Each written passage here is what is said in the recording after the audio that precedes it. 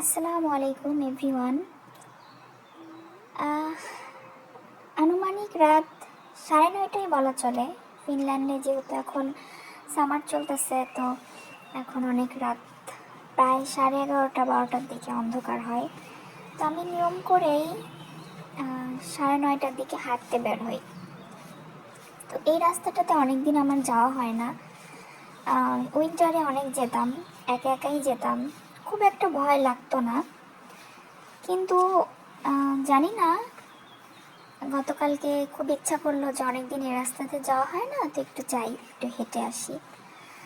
শুরুতে এই এইটুকু যখন হাঁটতেছিলাম তখন নিজের কাছে তেমন কিছু মনে হয় নাই, বেশ ভালোই লাগছিল।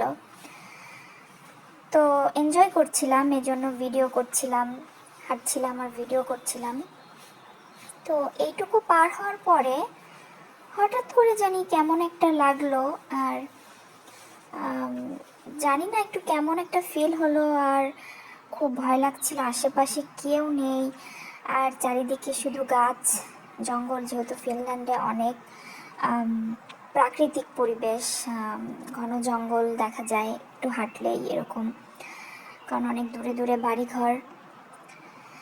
তো এই সময়টাতে আমার এতটা অস্বস্তি, এতটা ভয় লাগছিল, আমি বোঝাতে পারবো না। অলমোস্ট 5 মাস আমি এখানে ফিনল্যান্ডে এসেছি।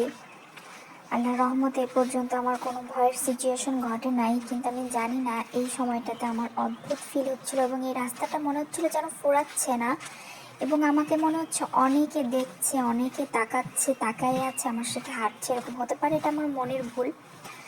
তো এতটা ভয় আমি পাচ্ছিলাম, এবং আমি হাঁটছিলাম, আর আমি একটু নিজেকে একটু সাহস জোগানোর জন্য ভিডিও করছিলাম। আমার ভিডিওটা বারবার ব্লার হয়ে যাচ্ছিল, আমি জানি না কেন, হয়তো আমার ভয়ের কারণে হতে পারে। তো আমি অনেক ভয় পাইছি, এবং আসলেও আমি আমি একা, আর এই রাস্তায় আমি যাব না। কেন আমার সাথে এমনটা হলো আমি জানি না।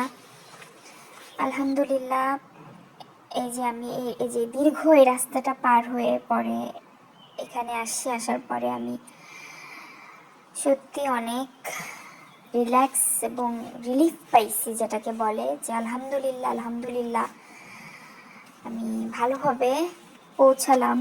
এবার ভাবলাম এই রাস্তায় যাব কিনা, পরে ভাবলাম না, আর রিস্ক নিব না, এবার আমি বাসায় ফিরে যাই।